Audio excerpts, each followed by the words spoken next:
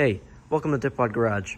Today we're going to be talking about how to remove and replace a steering box in your GMT 400.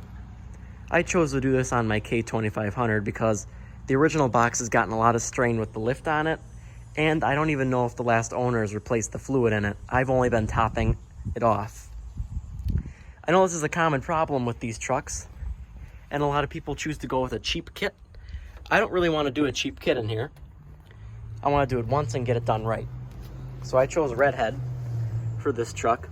They gotten pretty good reviews, and they're good for heavy duty applications. Really good if you have a lifted truck, because that causes a lot of strain.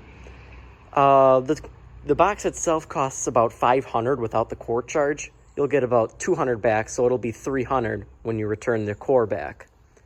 Let's get into it. What you're going to want to do first is make sure your wheel is straight and put it in lock mode. So make sure your key's out of the ignition, lock the wheel up, and I just wrapped the seatbelt on there just for an extra safety. Now you're going to want to peel this plastic cover back so it has a little loop around here. If you can see that, pull that up there, and I'll slide back. Now you're going to loosen this bolt right here. After removing that nut, you're going to want to put a pry bar right in between there, and you're going to pull this backwards, and I'm going to hold onto the shaft itself so it doesn't just start spinning on me. Okay, that came off just like that. Now we're disconnected from the steering box. Now you're going to want to remove all the fluid out of the power steering pump. I don't have anything to stick the fluid up with, so I'm just going to take and remove one of the lines out of the bottom of the pump and drain as much as I can. As you can see, it's really slow.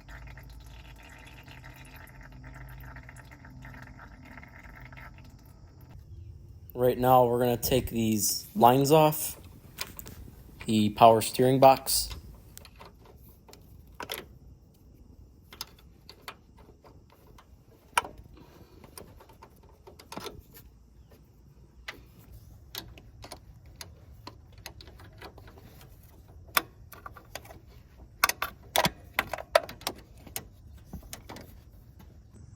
Okay, now we're going to take the cotter pin off that, and that's a 22mm bolt, and we're going to take the impact to that.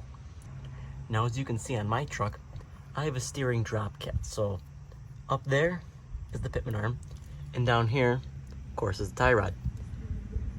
This is just so that I don't have my tie rods at an insane angle because of the 6-inch lift on the front.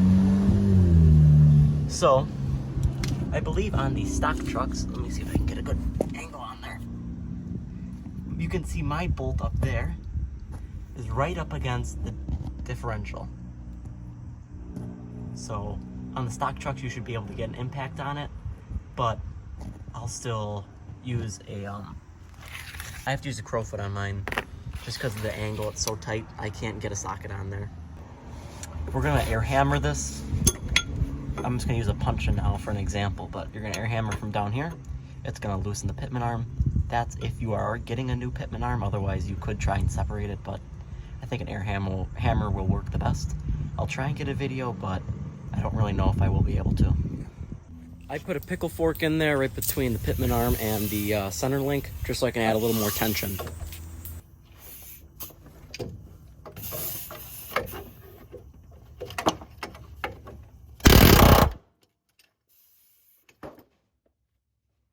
I forgot to record it, but I loosened those bolts with an impact. It's a 21mm.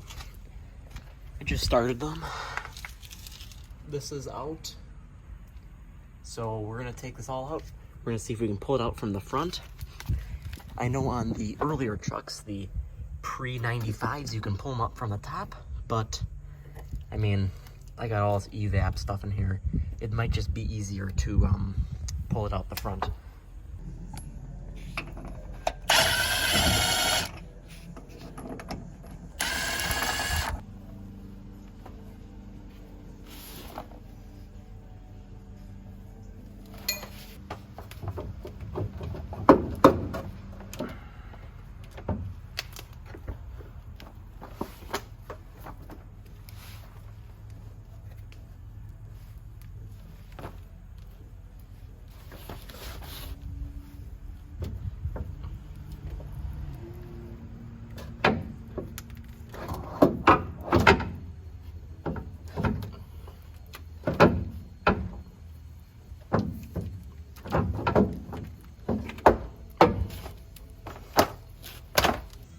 Okay, we got the old box out. Here's the new one. And this is the Moog pitman arm that I got. Gotta put the zerk fitting in there. Otherwise, it's coming together. Okay, we got the new steering box and the new pitman arm. I'm going to torque this down. I don't really know what the torque value is, so I'm gonna go check the receipt. It says it on there. I took the nut and the lock washer off the old one with the impact. It was really easy. So I'm hoping torquing it is just as easy. Made sure to put it in the vise so it doesn't turn on me. And the next thing you'll see is probably put it in the truck.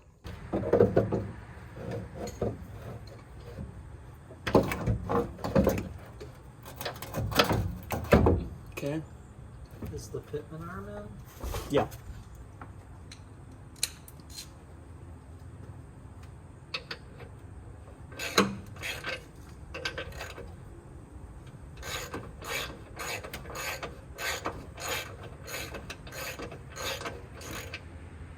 All right, so everything's bolted in.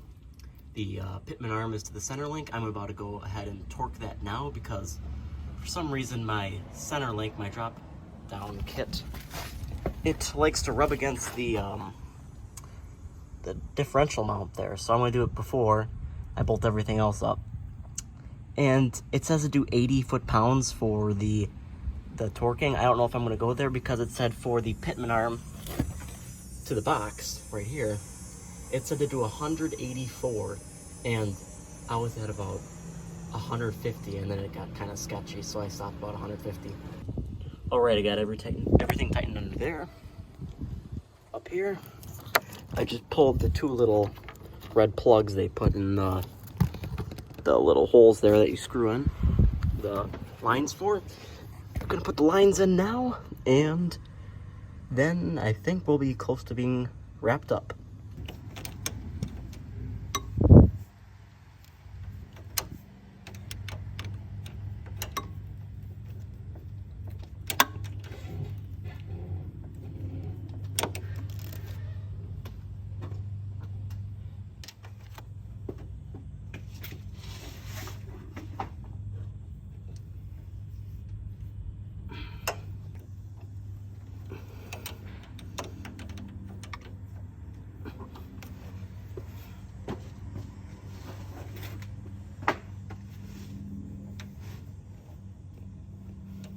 All right, that's everything for the lines there. Next, we're gonna throw the whatever you want to call this into the shaft here. Let me get the camera.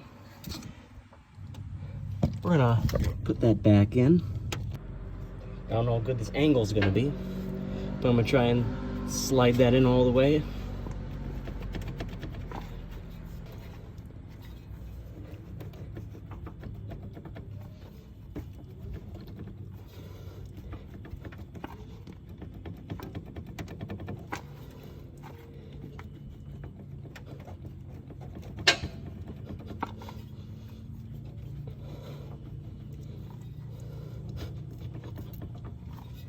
It's going slow, but it is going in. After a few minutes of shaking that, holy cow, got that in there. Gotta throw that bolt in there. And then we're gonna throw that dust cover back on. Pull this back so you can see a little better.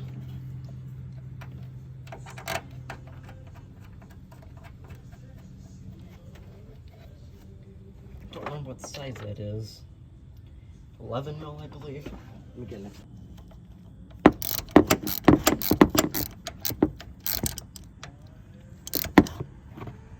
There we go. Okay, now it's time to finally add some fluid to here.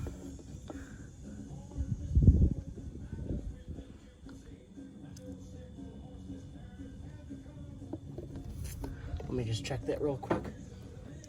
It's hard for me to see where it's at. Just a little past full cold, which is okay. It's probably gonna bubble a lot.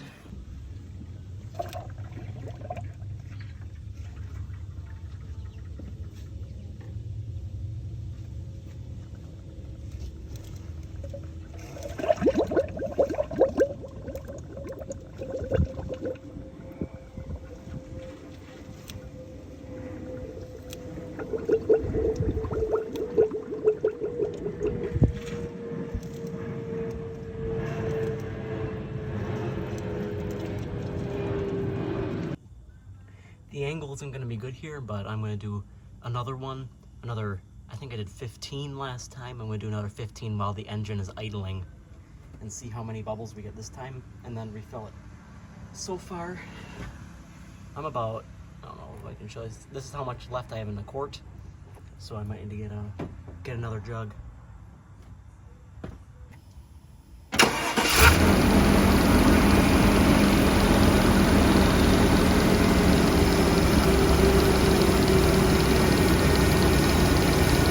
Put this in here.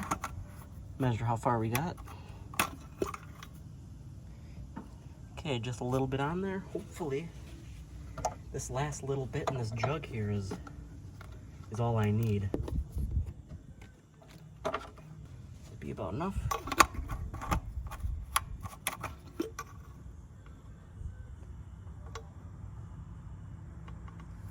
Oh man, just a little bit more.